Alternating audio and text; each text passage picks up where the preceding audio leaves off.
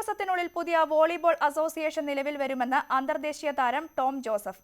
അതിനുള്ളിൽ നാലകത്ത് ബഷീർ രാജിവെക്കണം. കളിയിൽ സജീവമായിരുന്ന കാലത്ത് പ്രതികരിക്കാനാവില്ലെന്നും വളർന്നുവരുന്ന താരങ്ങൾക്ക് വേണ്ടിയാണ് തന്റെ പരിശ്രമമെന്നും ടോം ജോസഫ് ന്യൂസ് 18നോട് പ്രതികരിച്ചു.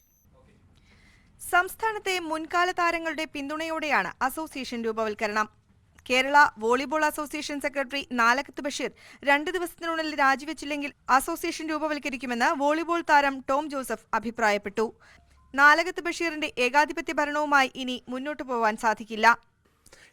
കളിക്കാരെല്ലാം വോളിബോൾ ഇതിന് സപ്പോർട്ടാണ്. കാരണം എന്താ വെച്ചാൽ ഇപ്പോൾ എന്താ പറയുക, ഒരു ഏകപത്യ ഭരണം എന്ന് പറയാം ഈ നാലകത്ത് ബഷീർ നടത്തിക്കൊണ്ടിരിക്കുന്നത്. ഏകദേശം ഒരു 3-4 ദിവസത്തിനുള്ളിൽ ഒരു അസോസിയേഷൻ നിലവിൽ വരും.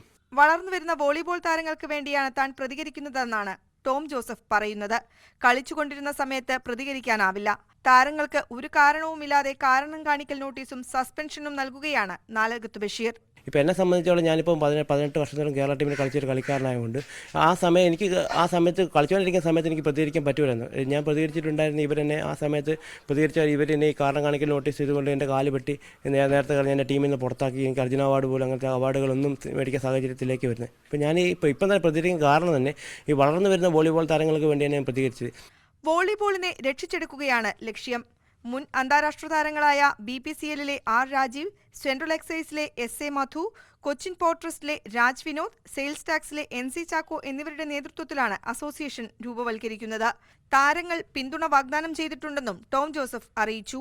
മുൻകാല താരങ്ങൾ ആരും വോളിബോളിന് വേണ്ടി ഒരു കോൺട്രിബ്യൂട്ടും ഇങ്ങനെ പ്ലേയേഴ്സൊന്നും ചെയ്യുന്നില്ല എന്നൊക്കെ പറഞ്ഞുകൊണ്ട് അവർ ഭയങ്കരമായി കളിക്കാരെയൊക്കെ മോശമായ രീതിയിൽ പ്രതികരിക്കുന്നുണ്ട്. അതിനുശേഷമാണ് എല്ലാ കളിക്കാരും ഒത്തുകൂടി ഇങ്ങനെ ഒരു വോളിബോൾ ബദൽ അസോസിയേഷൻ രൂപീകരിക്കാൻ തീരുമാനിച്ചത്.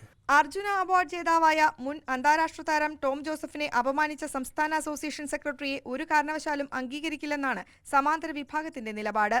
അർജുന പുരസ്കാര നേട്ടത്തിൽ ടോമിനെ കാലുനക്കിയെന്ന പരാമർശം നടത്തി ബഷീർ ഫേസ്ബുക്കിൽ പോസ്റ്റിട്ടിരുന്നു.